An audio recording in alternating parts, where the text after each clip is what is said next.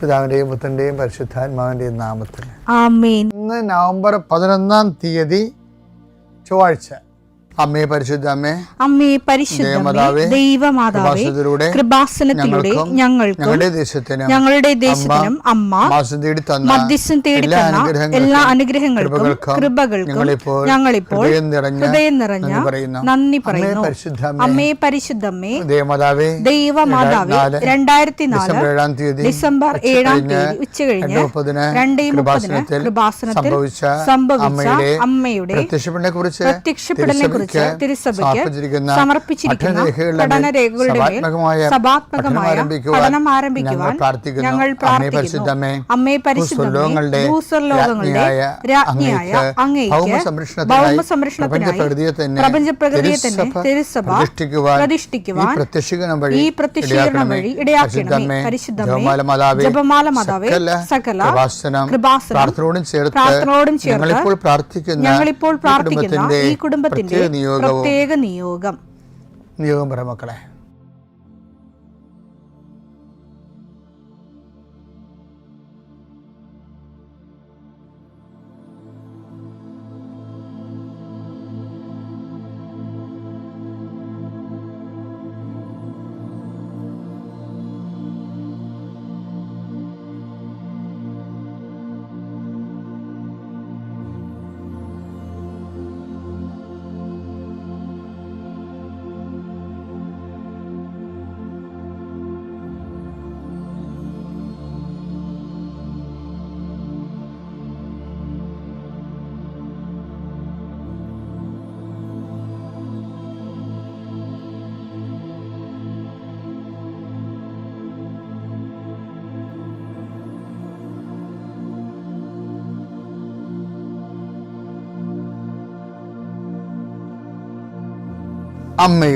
അമ്മയുടെ പ്രത്യക്ഷീകരണത്തിന്റെ ഈ അനുഗ്രഹവേളയിൽ ഞങ്ങൾക്ക് സാധിച്ചു തരുവാൻ കനിയണമേ. ആമേൻ. വിശ്വാസ പ്രമാണം. സർവശക്തനായ പിതാവും ആകാശത്തിന്റെയും ഭൂമിയുടെയും സൃഷ്ടാവുമായ ദൈവത്തിൽ ഞാൻ വിശ്വസിക്കുന്നു. അവിടുത്തെ ഏകപുത്രനും ഞങ്ങളുടെ കർത്താവുമായ ഈശോമിശിഹായിലും ഞാൻ വിശ്വസിക്കുന്നു. ഈ പുത്രൻ പരിശുദ്ധാത്മാവിനാൽ ഗർഭസ്ഥനായി കന്യകാമറിയത്തിൽ നിന്ന് പിറന്ന് പൊന്തിയോസ് പീലാത്തോസിന്റെ കാലത്ത് പീഡകൾ സഹിച്ച് കുരിശിൽ തറയ്ക്കപ്പെട്ട് മരിച്ച് അടക്കപ്പെട്ട് പാതാളങ്ങളിൽ ഇറങ്ങി മരിച്ചവരുടെ ഇടയിൽ നിന്ന് 3-ാം നാൾ ഉയർത്ത് സ്വർഗത്തിലേക്ക് എഴുന്നള്ളി സർവശക്തിയുള്ള പിതാവായ ദൈവത്തിന്റെ വലതുഭാഗത്തിരിക്കുന്നു.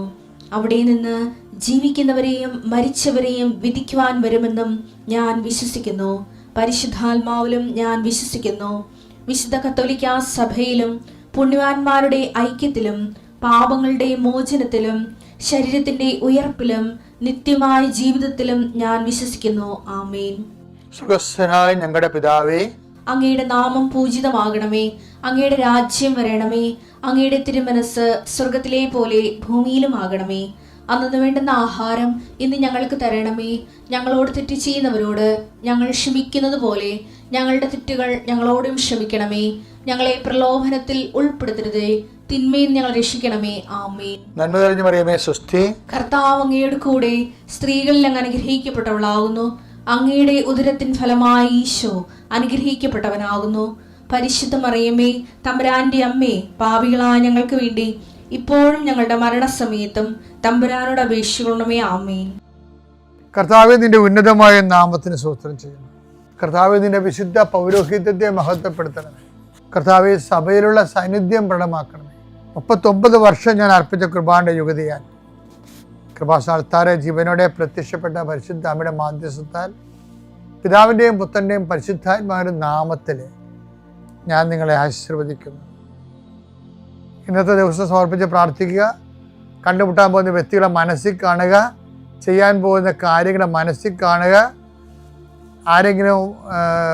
ആരുടെയെങ്കിലും തരത്തിലുള്ള നീരസമോ സങ്കടമോ അല്ലെങ്കിൽ ആരെങ്കിലും ഒരു ഭയമോ എന്തെങ്കിലും വിഷയങ്ങളുണ്ടെങ്കിൽ ആ മേഖലകളിലെല്ലാം പരിശുദ്ധമ്മ തൻ്റെ നീല മേലങ്കിയാൽ അങ്ങയുടെ മക്കളെ പൊതിഞ്ഞ് പിടിക്കട്ടെ എന്ന് പ്രാർത്ഥിക്കുന്ന ഇന്നത്തെ എല്ലാ ഉത്തരവാദിത്തങ്ങളും നിറവേറ്റിക്കൊണ്ട് നിങ്ങൾ രാത്രി തിരിച്ചു വരുമ്പോഴേ സമാധാനം നിങ്ങളുടെ ഹൃദയത്തിൽ ഉണ്ടാകാൻ ഇടയാക്കട്ടെ എന്ന് പ്രാർത്ഥിക്കുന്നു.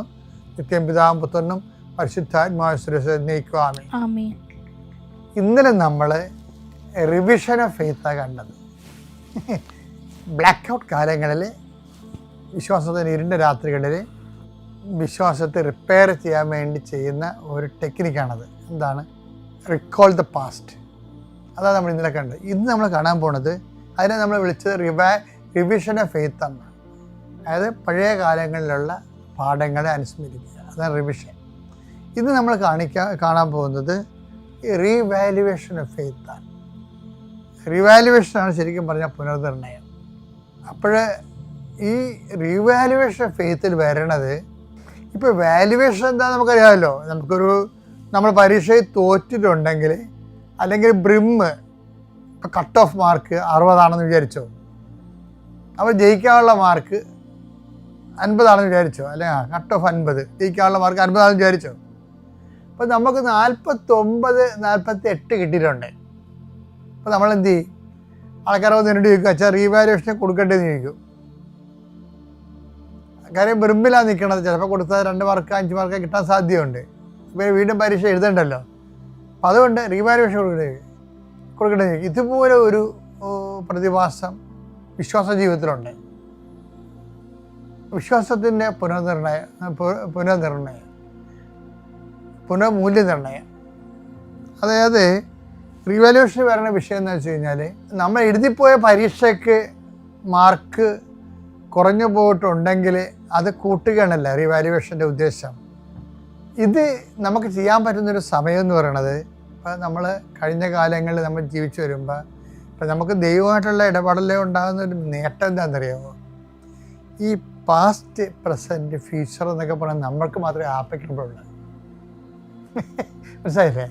പാസ്റ്റ്, പ്രസൻറ്റ്, ഫ്യൂച്ചർ എന്നൊക്കെ പറഞ്ഞാൽ നമുക്ക് മാത്രമേ ആപ്ലിക്കബിൾ ഉള്ളൂ. ദൈവത്തിന് അത് ആപ്ലിക്കബിൾ അല്ല. അതാണ് ഇതിൻ്റെ അകത്ത് വരുന്നൊരു മെച്ചം. വിദേശത്തൊക്കെ പോയി നമ്മൾ ജോലി ചെയ്യുമ്പോൾ നമുക്കൊരു മണിക്കൂറിന്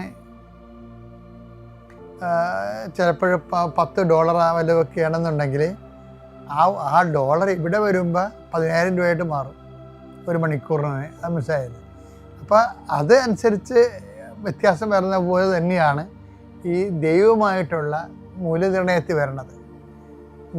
പാസ്റ്റ് എന്ന സംഭവം ദൈവത്തിനില്ല.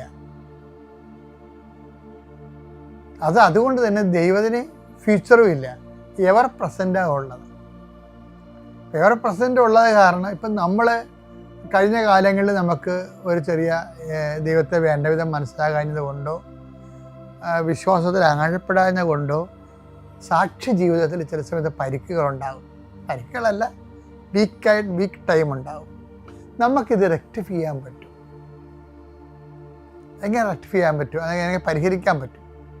അതിനാണ് നമ്മൾ റീവാലുവേഷൻ ഓഫ് ഫെയ്ത്ത് എന്ന് പറയുന്നത്. എവിടെയെങ്കിലും മാർക്ക് ഭൂതകാലത്ത് നമ്മൾ ജീവിച്ചപ്പോൾ ദൈവദൃശ്യത്തിന് കൃപ കുറഞ്ഞു പോയിട്ടുണ്ടെങ്കിൽ ആ കൃപ നമുക്ക് പരിഹരിക്കാൻ പറ്റും. ആ പ്രശ്നങ്ങളെ പരിഹരിക്കാൻ പറ്റും.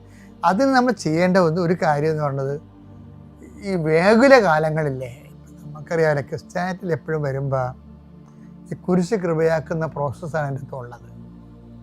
കൃപയിൽ അധിഷ്ഠിതമായ ഒരു ജീവിതമാണെങ്കിലും നമുക്ക് കൃപ എന്ന് പറഞ്ഞാൽ ready to eat instant breakfast പോലെ ഒരു പാക്ഡ് ഫുഡായിട്ട് നമുക്ക് കൃപ കിട്ടത്തില്ല.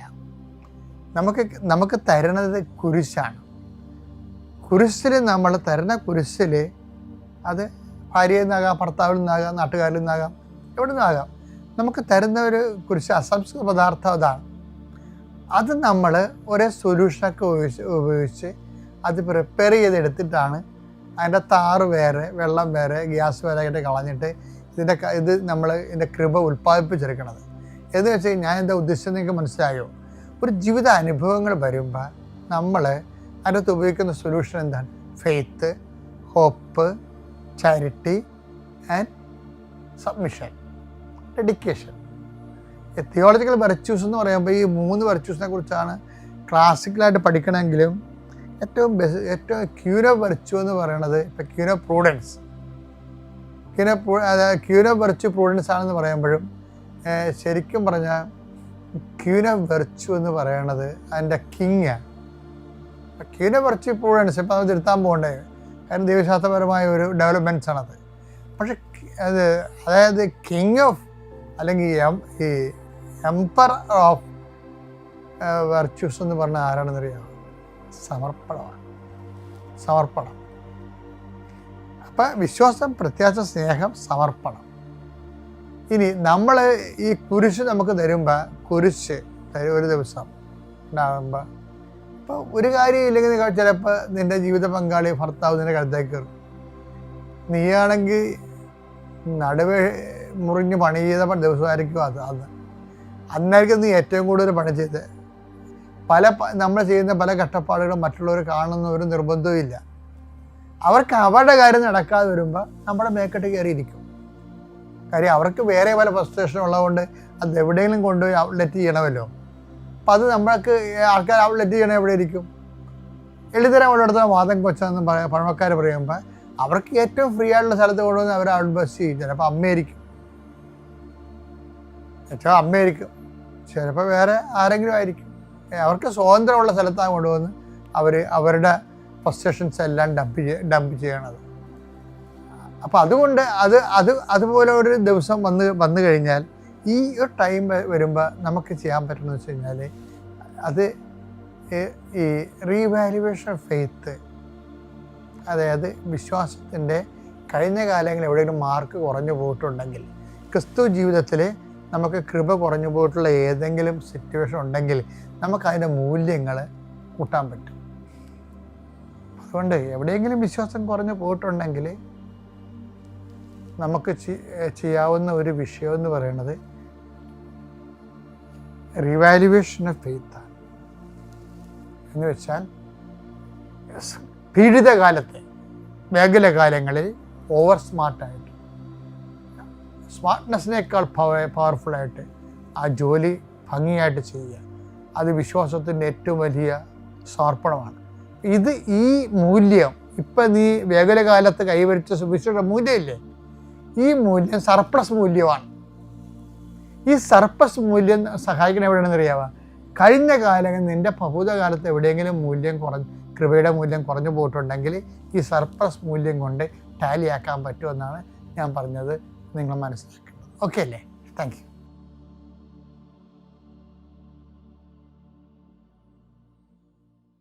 അത്യപൂർവ ദൈവാനുഭവങ്ങൾ ഇനി നിങ്ങൾക്കും സ്വന്തം.